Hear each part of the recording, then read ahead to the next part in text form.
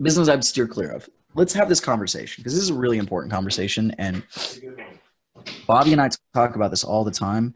And I feel like this is like the one thing that people totally ignore us about. Like, I feel like every time we have this training, people are just like, oh, screw this. I'm going to go get some tacos. Like, they listen to us about literally everything else except for everything else. Like, and then people will like latch on to like we'll say something that like we don't even remember saying, and it becomes gospel in the group.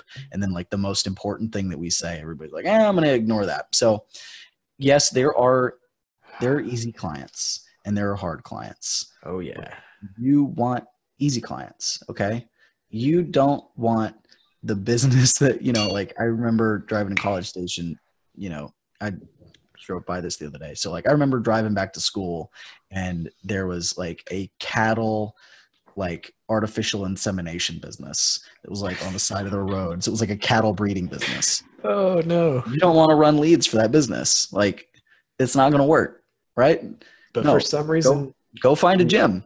Go find a gym. We always have students that are like trying to go find the artificial insemination business though. Like, because they have a friend. Usually the way it works is they have like a friend or they have somebody that's. I have a friend that makes prosthetic legs for horses and they're really interested in Facebook ads because they have no clients. Yeah. They haven't made money in a year.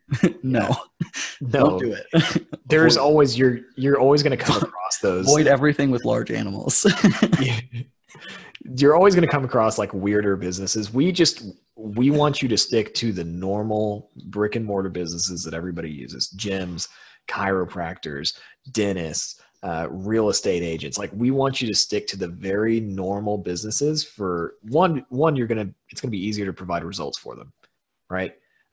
If you're trying to do something for a very strange company with a strange product, way easier.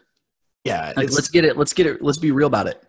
Way easier, like so much easier that like it's this huge gap. Like there's like the easy clients and then there's the like, oh my God, I hate my life. I wish I would have like listened to Bobby and my clients. Yeah. I feel like this is the most extreme we've been about this because like every time we talk about it, we try and be like sweet about it. Nobody listens. So I'm like glad that I see people taking notes. It makes me super happy right now. But it's so true because we get people that are really excited. They come into the course and, we're excited for you, but they just go after some crazy stuff. So stick with the very, very basic things. One, because it's easier to provide results. Two, because there are experts in this group that have worked with like real estate agents, gyms, the easy stuff. And so you're going to be able, like, gym ads are gym ads, like gym offers are gym offers. Like it's easy for us to tell you those things, but if it's some crazy weird business, we can't help you come up with an offer. It's going to be very hard. The other part of that is people go after businesses that are probably way too big for them to be going after. We love it when people are go-getters, but they'll be like, hey, I've got this business that does $40 million a year in sales and they want me to be their Facebook ad, run all of their Facebook ads. And they want me to have this giant budget. And while that sounds really cool and it sounds like, oh man, I can make so much money doing that, you're probably not equipped to do that. You probably don't have the agents. Terrifying. Yeah. So running big budgets is scary. Yeah. Yeah. I've done it, but I'm just saying like it's be careful. So I'm okay. Mick, I don't know you yet, man. So I've got nothing but love. And so I'm going to say that ahead of time. But like, so right now you said I'm in an SMB IT company that I like to do ads for.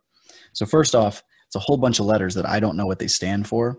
That's a good sign that it's not an easy client. I'm sure, like you say, you work for them, you probably know what they do. And so maybe that can be an advantage. So sometimes there's a situation where like, the business so well that you can provide really great results for them. Okay. But no, I would not say that that's something that would fall in the easy category. And generally we're not teaching you to run ads for business to business.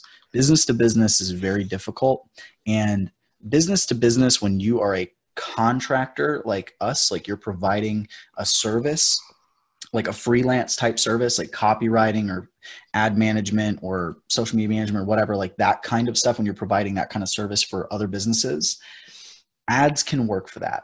But like, I remember my dad was trying to like throw me a bone or something like a year ago. And he like referred this guy to me whose job was my, like he went and repaired and like replaced like freaking nuts and bolts and like pipes and shit for like a refinery.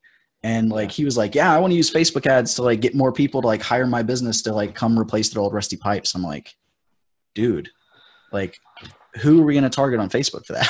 So it was one of those things. I like talked to the guy. I was real nice with him, gave him my time, steered him away from doing it because I was trying to like, he was a buddy of my dad's, I'm like, but it's not like that stuff is hard.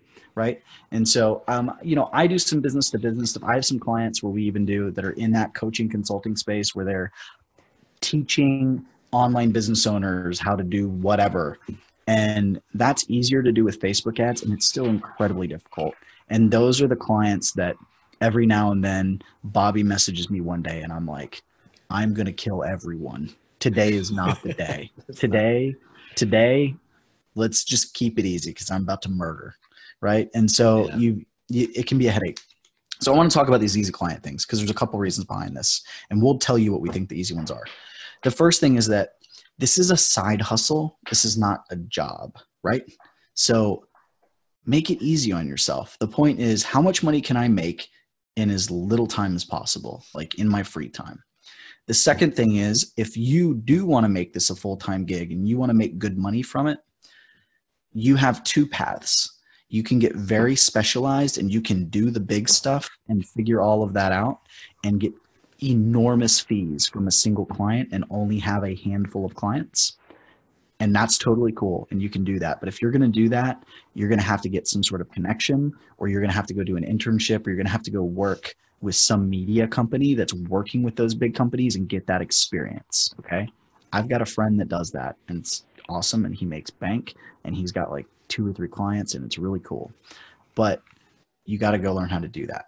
The other option is that you got to stack clients, and you've got to have a bunch of clients, right? That kind of like I do. Well, one of the things I learned really fast was, because I was working with all kinds of different clients, is that it's hard to scale that. You don't have the time because you're doing so many different things. So you need a bunch of easy clients that you can stack, and preferably you need a bunch of easy clients that are all doing the exact same thing, right? I can take on an infinite amount of gym clients because we have it so systemized that I can give a gym client to my team and they can run the whole thing without me. And so if I ever get to a point where I can't handle more gym clients, then all I'll do is I'll hire another person and they'll go through all the training materials and my current team will teach them, and we'll keep on going, right? And so you want easy clients because it's going to make your life easier. You're going to spend less time on it. You're going to have less headaches, and you're going to work less for more money. And like at the end of the day, like, I don't know you, I don't know your goals, but like if you have a job and you want a side hustle, you're wanting it to make this money and you want to do it in as little time as possible because you don't want to take up all of your family time. And if you want to do this, like you want this online business life, you probably don't want it to create an 80-hour per week job for yourself. You probably want it because you want to be able to work from a coffee shop or on the beach or work whatever hours you want. And if you're working with difficult clients, that ain't going to be your life. That's not how it's going to work. So you want the easy clients. We want you to get the easy clients because we want you to make money. We want you to have that work-life balance. We want you to be able to do all of these cool things. So the easy clients are the ones that like people use all the time, right? Think about the brick and mortar businesses around you that either you use or people use all the time. The restaurants, realtors, dentists, chiropractors, nail salons, hair salons, gyms, yoga studios, that kind of stuff. All right. Then you've got kind of like next level thing. Like you've got these other things like physical therapy, lawyers, things like that. Financial analysts. Those are hard clients, but like they're doable, right? But they are harder. Okay.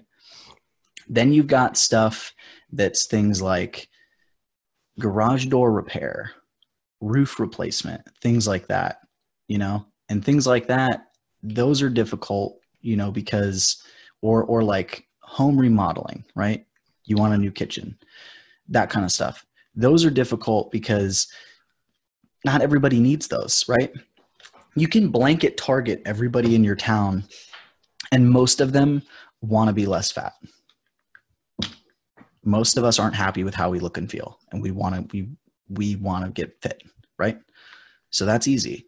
But if you're trying to get advertise getting solar energy, like most people aren't going to want solar panels on their house, or they're not going to be able to afford it, or, like, so you've got to kind of think about that kind of thing. So you kind of put them in buckets. All those first ones I mentioned, those are the easy clients: the lawyers, the financial analysts, the CPAs, like the physical therapists, the stuff that like people use, but they don't always need. And then if they do need those things, they're usually getting a referral from people.